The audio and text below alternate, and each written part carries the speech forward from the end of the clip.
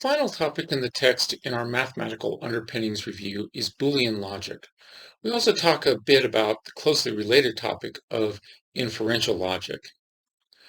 Boolean logic involves just two values, namely true and false, and although there are many alternate representations depending on what makes sense for the problem at hand, the general idea is still the same. One value represents an asserted state while the other represents its opposite. There are three primitive functions in Boolean algebra: the not, the and the or. The not is a unary operator, therefore it only takes a single argument and it simply returns the opposite. This is known as logical negation. We drop the logical qualifier whenever there's little chance of confusing it with something else, such as arithmetic negation. There are many ways of writing it. The last two shown here use symbols found on the standard keyboard. The or and the and are both binary operations, so they take two inputs. They are both symmetric functions, so the order of the inputs doesn't matter. The OR gate, known in logic circles as a conjunction, outputs a true if either of the two inputs is true. Otherwise, it outputs false. We often use the arithmetic plus sign to indicate the logical OR. The AND operation, also known as a logical disjunction, is true only if both of its inputs are true, otherwise it's false.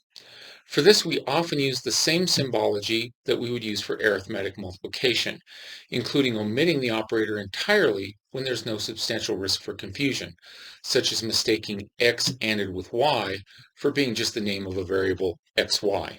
Taking a moment to consider binary Boolean functions in general, we have two inputs, both of which can have one of two states. So that yields four possible input configurations. For each of those four input possibilities, there are two output possibilities. The end result is that there are 16 distinct ways to define a binary Boolean function. Those 16 functions are presented in this table, along with the most common name for the function expressed in terms of the three primitive operators, and for some, common alternate ways to express the relation. The numbering of the functions on the left, while common, is certainly not universal, but these are the numbers that we will use to refer to the functions in a couple of homework problems. You are not expected to memorize this table.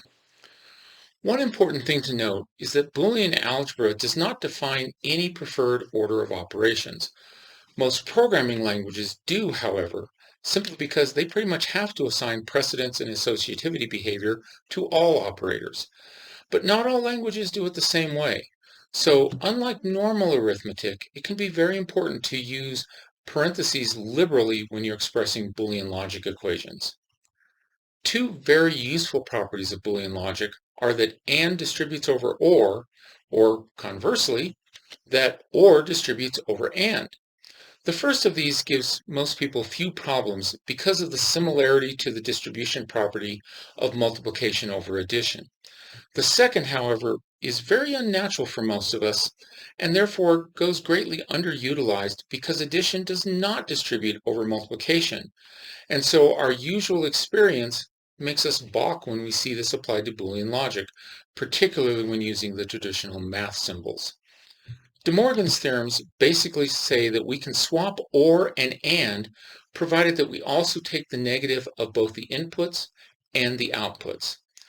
All of these properties also apply to sets, with not being the equivalent to the complement operation, the OR being equivalent to the union, and the AND being equivalent to the intersection.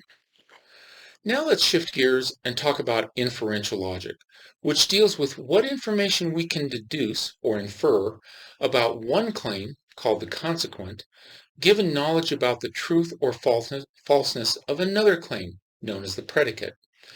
Now, a word of warning up front. We use these terms and phrases every day in our normal lives, but we tend to be very sloppy with them. We can get away with this because humans are very good at applying the sum of our knowledge and experience in order to extract what was most likely meant from what was actually said. But here we need to be very explicit that what is said means exactly what is said, nothing more and nothing less. So what does it mean when we say, if X, then Y? This means that whenever X happens to be true, that Y must also be true. If x is false, this statement makes no claim about whether y is true or false.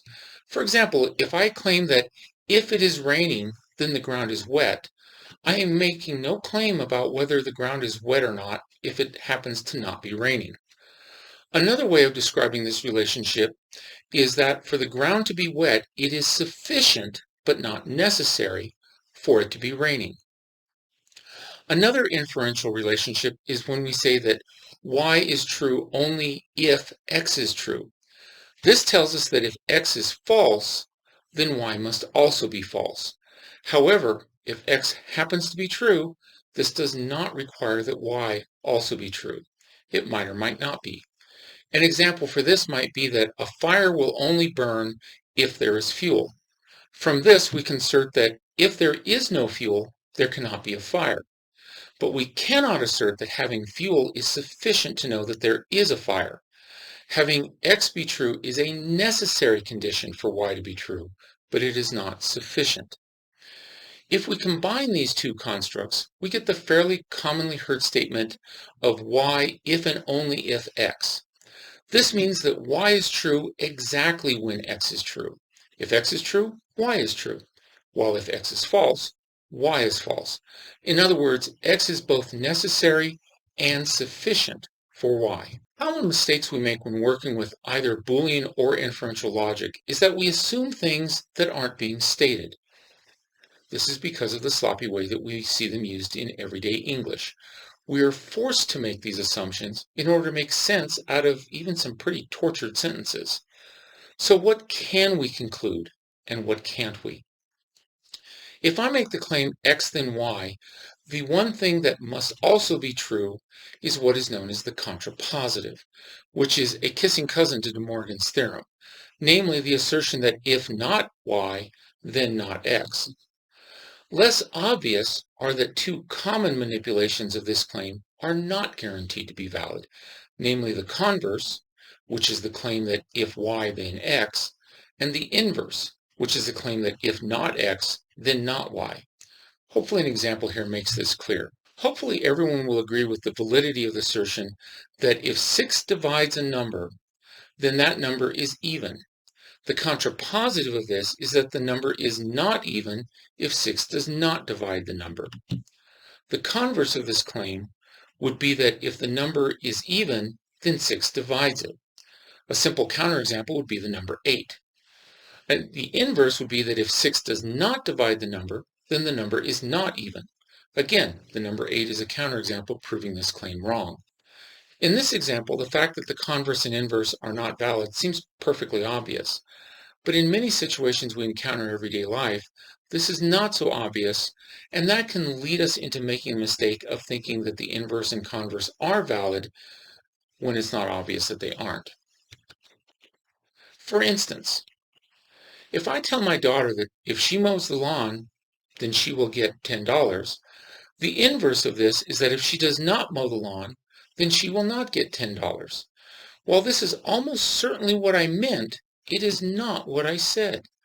But because most humans would infer the intended meaning, we are led into the trap of being willing to believe that the inverse is true any time that it isn't obvious that it isn't.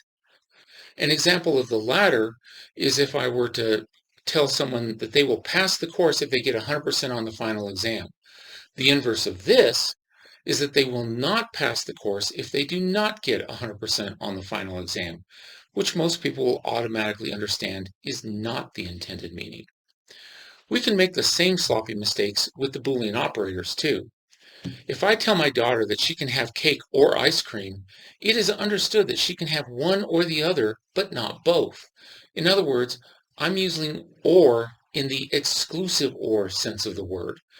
But if I tell her that she can go to some event if she cleans her room or does the dishes, I would be up for quite a bit of drama if she did both and then I told her she couldn't go. Because here it is implied that I'm using the inclusive or, and that she can go if she does one, the other, or both. Finally, let's take a graphic view of these inferential logic statements. First, let's look at our original statement, if x then y. Here we have both the set equations and the Boolean algebra equations. First as what the claim is actually saying, and then in a simplified way. In this and the following diagrams, the green region is what is absolutely required by the claim, what is necessary, while the yellow is the region that is allowed, or not precluded, by the claim, or what is sufficient. The claim is true anywhere with the union of these two regions, while the white region is the only part where it is false. If we look at the contrapositive, we'll see that the white area doesn't change, even though the required and allowed areas do. But since the statement is valid in the union of the two colored regions, these two claims are equivalent. However, if we look at the converse, we see that the white area has shifted. It's no longer the same as it was before. In fact, it's flipped over to the other side. This essentially says that X and Y have exchanged roles in these two statements. Similarly, if we look at the inverse, we see the same thing. One thing you can infer from this is that just like the original statement and its contrapositive are logically equivalent, the inverse and the converse of that statement are logically equivalent with each other. In fact, if you take the contrapositive of the converse, you get the inverse, and vice versa. This concludes our coverage of the background material that's in the textbook, but there are some additional videos covering some topics that we will find useful in the course and that you might need a refresher on.